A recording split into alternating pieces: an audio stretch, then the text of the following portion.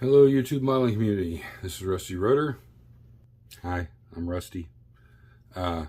With a what normally be bench update. We're not doing that today.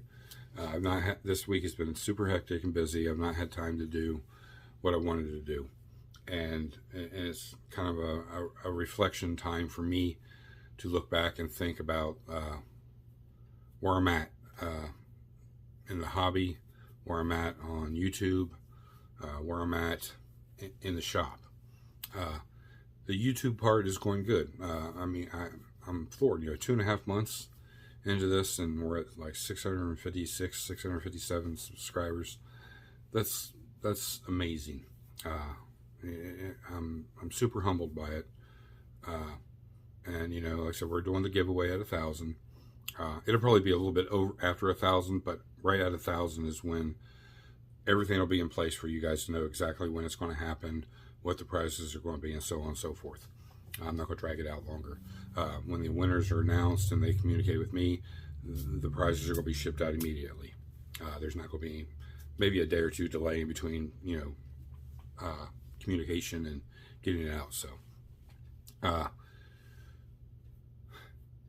bench updates. The 58 needed a few more little modifications. Nothing big. I'll have those knocked out today. This weekend, because this week was so hectic, I'm spending this weekend getting everything washed, dried, and then primer all my parts that I need primed or getting primed. That way next week we'll be focusing on getting stuff painted. The wheels came in, or tires came in from Goodyear. Salvinas JR, thank you. The new ones look great. I appreciate the speedy we taking care of it, exponentially fast.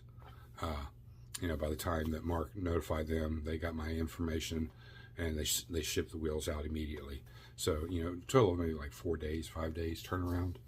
About a week, I guess. Let's just call it a week. It took a week, and that's not bad. I figured it'd take longer, but we got them in hand. I did a big trade with the gentleman. I've done a trade with him before. You all know who he is. But we're going to review that Monday, on Mental Monday, because I got some shop cards to go over too. I want to give the time this weekend. Hopefully, I got an order out. I don't know if it'll be in by this weekend or not. My resin order probably won't be here until first to mid part of next week. So we're not even focusing on that. I'm just going to focus on getting stuff primered. The main focus, when I built this room, I was in a rush. I did some miscalculation on my behalf of placement and fitment of items in here. We have decided, and when I say we, sometimes it's just me and my best friend, nobody, back here. In this case, it's me and my wife. We decided to eliminate the love seat out of the room because I want to take my main desk and turn it and get it up against the wall. I'll show you real quick. So this desk right here will go, the end of the desk will be about mid of that checkerboard panel up there you see. And then there'll be another section of desk that'll come out this way, 6 feet again, but that'll create about 9 feet of space between the main workbench and the workbench back here. That'll allow me to build a diorama table, which is what I had planned to do from the very beginning. And then when I started assembling the desk back in here, and I had this where I wanted it, I realized, well, I can't fit the love seat in here. I can't fit this in here. I can't. So I had to start eliminating a lot of things just to be able to get it in here and get everything back up and get it going again. Because even at that time, I had planned to start the YouTube channel once I was able to get back down here in the shop, because this all happened before I had surgery. And I had some projects I had to get done. You guys have seen those. The commission builds I had going, the 56 Chevy Bel Air slash whatever, the Chevy pickup truck, and the Budweiser Clydesdale team. I had to get those 3 done because they got put off 3 months while I was getting my wife's office done, and so a lot of time crunching in there, get everything done before I go ahead and have surgery, because I knew it'd be 2 or 3 months before I could start doing anything again. But now I've been in the shop for a few months during all that period of time too, and I've realized now I'm super cramped. It's not the way I wanted it. and what was the intention of doing it if I can't have it the way I want it.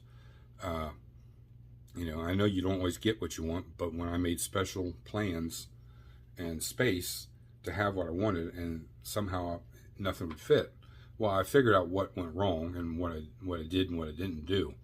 So now I have time and I'm able to go ahead and correct that. So we're going to be rearranging these desks a little bit. I built all of them, so they're just screwed together. I can get up underneath there and unscrew them, and we're going to get them flipped around, fill in spaces where needed, add a new section of desk, and then get the diorama table built. I'm figuring I can do all that for about $100–150 as far as material. I have everything else I need: the paint, the screws, the tools. That way we have room to work on everything from here till the end of my days. In between that, I've got a few kits I'm going to let go. They are, we'll call them imports. They're not all JDM or anything like that, but they're just some. One's a show vehicle, like in that classification. This is Tom Daniels kit. And then a couple other, there's a Tamiya in there, there's a Fujimi and an Academy, and then another one. So, we'll do a quick video on them. I'll open them up. One of them is started, but it's not started to the point where it's like, oh my God, it's very, strip the parts. It's been painted. There's not a lot of them, but a few, and it's like one coat of paint. So it's not like it's not a paint bomb, or it's not a glue bomb by any means. It's a vintage kit, so it'd be worth, letting the parts soak and strip them down and then do them how you want to do them. Is it a pricey kit? No, not really. I'm going to let it go a little cheaper than probably what it's worth. I look up the values of everything, so I know what it's worth. And I want to set the price accordingly. I'm not trying to lowball anybody or get lowballed. You know what I'm saying? But we'll go over that. It'll be one day next week we'll do that. 3D printing is on hold. My resin won't be until first of the week, midweek next week. I do have some test prints to finish up, and then I'll have this stuff. I've got some emails. Everybody's kind of pumped about some of the stuff and the previous stuff.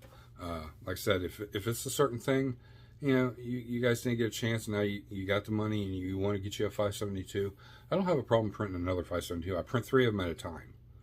So I need to put like 2 more in my stash. So, on one print that leaves 1 extra. And then I can do 1 more print that, that's 4 total that I can let go. If people are interested enough. I'm just not going to devote all my time to this 3D printing stuff because it's a time suck and it's taken away from what I want to do.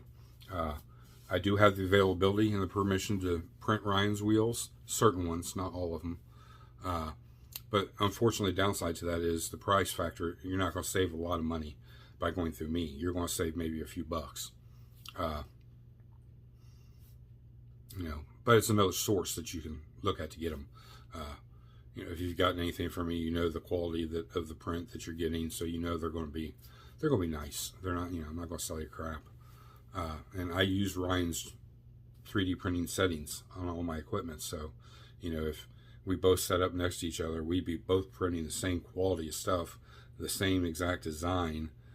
It's just the support system would be a little bit different from one to the other, and that's pretty much it.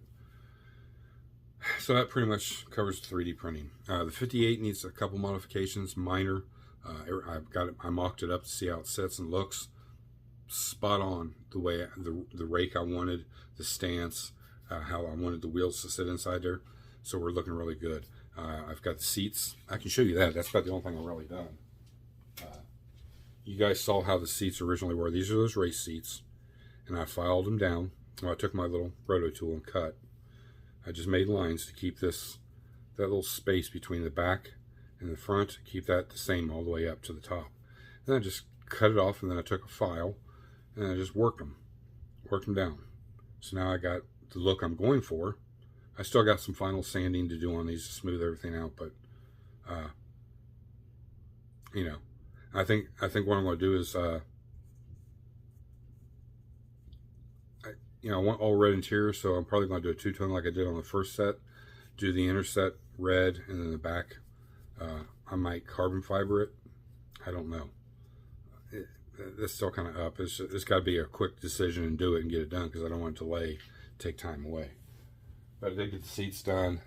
I do have a couple other little things to modify, but it's not going to be so much wheel related or body or anything like that, just little things. We are going to go with the Whipple supercharger in the 58 Impala. It fits and stays underneath the hood, and I don't have any clearance issues. So we're on track for all that. Everything's primarily, other than a couple hours, which I'll do when we get off here, is the last little bit of sanding I got to do or anything like that. It's all I got to just get washed, which will take about half an hour to go through everything, get it all good and clean, spray it out everywhere, spread it out everywhere, let it dry, and then I'm going to be spending all day tomorrow priming. And then it'll just be a matter of what gets wet sanded for paint, and then everything else will just get painted. And then we'll be starting our sub-assemblies on everything and, wrapping these two projects up. Because now that everything's here, I got to contact Mark, because there's something that I think he was going to send me, and I don't know if he's sending it. I ordered some stuff. He's got a great sale going on right now. That's what I was wanting to get at. So if you hit the link down below and go check out Mark at Hobby Nut Models, he's got an end of summer sale going. It's 20% off of used kits. And used means somebody's taking the cellophane off of it. They've opened it up, maybe opened the parts bags, but the kit is complete. It's not a paint bomb, it's not a glue bomb or anything like that. It's just an unbuilt kit. Just somebody's gone through it, and he checks it, inventories it, makes sure everything's there, and he sells it as a used kit. Great deals, 20% off. I mean, you're saving a lot of money. So if you're balling on a budget like me, this is a great time to go down there, hit that link, go check him out, pick you up a kit, tools, whatever you need, and it helps the channel here, and it's helping you, because you're saving quite a bit of money with that much off of a kit. 20%, I know it's not like getting 50% off going to Hobby Lobby or something like that, but a used kit that's cheaper anyways, and you take 20% more off of it, yeah, you're getting it for a cheaper rate, just depending on what kit you get. But he's got some Johan kits. He's got a bunch of other stuff. You guys just need to go check it out, and I'm sure you'll find something. And like I said, in return, you're helping me with this channel. You're helping yourself by saving some money, and the stuff we're going to bring on the channel is going to help you, show you exactly what what you're getting, how to build it, what's the possibilities. It's my vision, but hopefully it sparks some inspiration into you and what you're doing. Ryan Jones, go to his, like I said, go to his Cults page first. That's where all of his designs are. Now, he's got a lot of wheels on there. I mean, I don't care if it's 4-wheel drive related, dually, race car, custom vintage wheels. He's got all that kind of stuff there. And then his own madness, where he designs the vintage with the new age, look and size to them. Those are all in there. And we will be printing some of his stuff out. I've gotten permission from him. For me to resell them, I'm not saving you any money. A couple bucks maybe, if you got them from me, versus one of the other gentlemen that are in the production aspect of it, where I'm not. But I have to pay fees on everything that I print of his, so cost effectiveness. I'm pretty much just covering what resin I'd use, my electricity, how you factor everything in. I'm not really making anything on them. It's just an advantage for you guys. Maybe one of the other guys is tied up and can't get to that set of wheels because it's an older set, something along that, where you might have to wait extra couple weeks, maybe a month before they'd be available. I can print those. Race related, no, those are off the table. So don't even send me pictures or ask me to print them. I can print them for myself, but I can't resell them. Pretty much everything else is available. It just may not be available with the other gentlemen that do the main production line of it.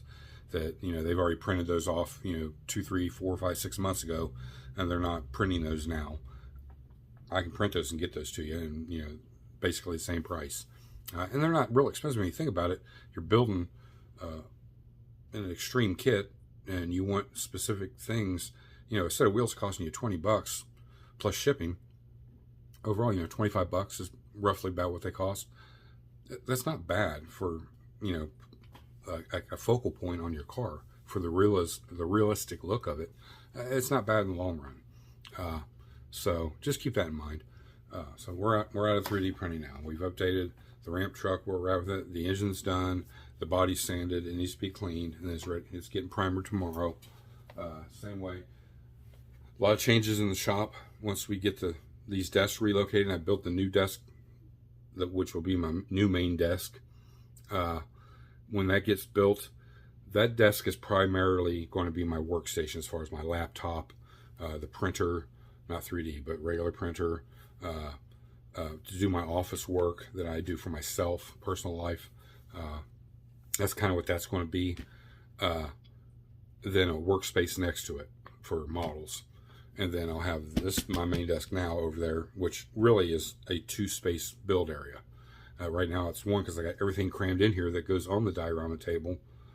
And I've got shelves coming that are specific for holding paints. And you guys have all seen them as organization centers. That'll all be going on the diorama table. So that itself is going to be a neat process that we'll go through, and I'll show you guys and take you on the journey of that. It'll expand my shop area a little bit. I'll have a little more open area. Everything's going to flow a little better.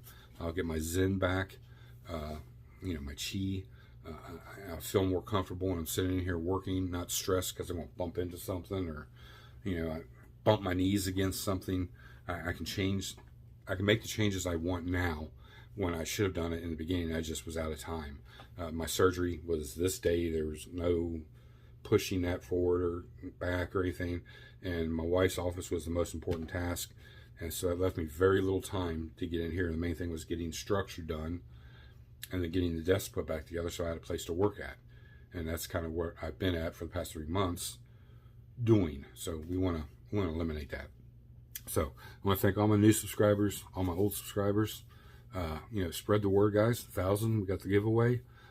Since we didn't do one at 500 because it came so quick, I'm making the 1,000 mark a really big one. We just got to get the word spread out there, get subs coming in. I'm trying to bring some great stuff, and we got some good stuff coming. Like I said, I just ordered some stuff from Mark, some stuff we needed for the shop, and some new kits. One is for the diorama. The other one is for, well, I'll tell you what it is. I got the little red wagon to go with the other one I got the other day from him. So, that's going to be a small little diorama itself. I wanted to do that one as a kid. Now I've got the availability to do it, and now I've got the stuff I need. There's a couple of components I need, but if I can't get them, I'll scratch build them, and that's no big deal. So, there's some great stuff coming. I know I'm not key on the build aspect constantly, but, we got so much going on that it's hard to do that. And the first few months, I'm trying to get everything off my chest and my ideas out there. Give you guys a heads up of who I am, what I'm about, how I do things, and all that's going to mellow out, and we're going to be more build aspect as the channel goes, especially when we start the garage diorama. That's going to be a year project, and each thing's a key component, so it's like a build in itself. And you guys come along for that. You're going to get to see that, from beginning to the end. And hopefully, if you're ever in my area, you can swing by and come in and see it in person. It's going to be too big to take to a show. Way too big. I'm not, after all that work put into it, I'm not going to be trying to load it into a car and all that. But great things. And, Mark is helping, Ryan's helping for me to achieve that. You guys are helping every time you go down there. As that accumulates, I get these key parts for this project, and you guys get to see this happen. And by the kindness of a couple of you guys out there, you've sent me some key components that I was in search for. I even doubled up on something, and now I've got an idea for that, but they're both going to be in the diorama because that's what the thought and the kindness behind it was intended for, and they're both going into it. So, and it's great because it can be built multitude of different ways. It's not a big deal. And I like that. The more I think about it, I really like the concept of how that's going to be. And you know, there's other key components. I need telephone poles, guys. I need the little lights that I can mount like to the building, and you know, maybe a light on the pole out in the junkyard part of it, and you know, those kind of things. They don't have to work, just the light fixture itself. It can be plastic, it can be resin. Even if it's somebody you know that does it, or you know where I can go find it, send me an email. Say, hey Rick, go check this link out. Just send me the link, and I'll go directly there and I'll look through it. And if it's a buddy of yours doing it, and it's you know, I'll send him a few dollars or whatever it costs and help him out so I can get what I need. He gets what he needs. You know, it's what makes it all go around. But you know, hit that bell notification so you keep up with everything. And we're gonna get out of here. You guys enjoy your weekend. Monday's gonna be a biggest all mail call. No mental, because I'll save that for another one. But it's gonna be all mail call because I got so much to go through and show you guys. It's going to probably be a 30-minute video in itself. We're not going to get real in depth into it, but show you my ideas for it and behind it and what I got. And I am super appreciative of all you guys that sent me things, and you know, and are getting involved in this project. It's great because I like that. I like that part of it. I don't like it one-sided. I like you guys have thought and took the time and a few dollars of your own money and got me something and sent it to go towards that project.